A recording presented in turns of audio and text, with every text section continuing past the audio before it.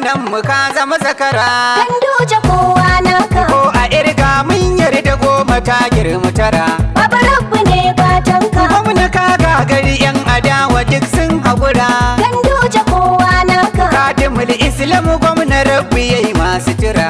Baba Rabbu ne fatanka. Damuna albarkar ka baba ka wuce bazara. Ganduje kowa naka. Kanawa ga namu mai san manzanmu da mutunta iyayenmu da karrama matanmu da jin kan yara. Baba ya yi aiki domin mu.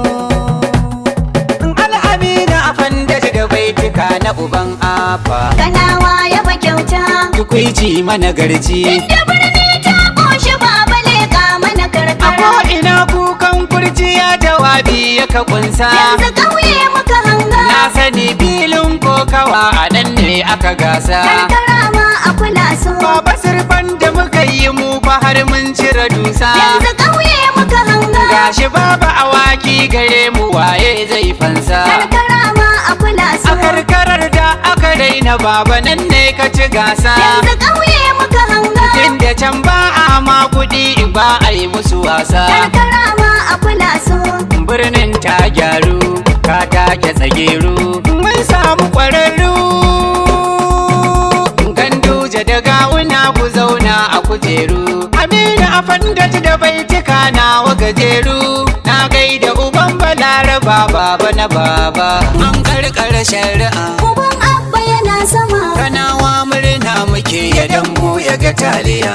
An karkara shari'a. Uban abba yana sama. Kanawa murna muke ya dambu ya ga taliya. Ina wani bayan ka baba turmi ajiyar zani. Turmi ajiyar zani. Yadda sun kai rushe-rushe Ganduje yake gini. Uban abba yake gini. Baba dubu ya tabbatar da baba aka yi rini. Da baba aka yi Su rini. zola an sha wahala ana faɗin haɗe in kwani. Ya ce hande in Wai boni. ina yan gwargoriya. Ina yan gori-gori. Ko ina ja ka ga tagiya.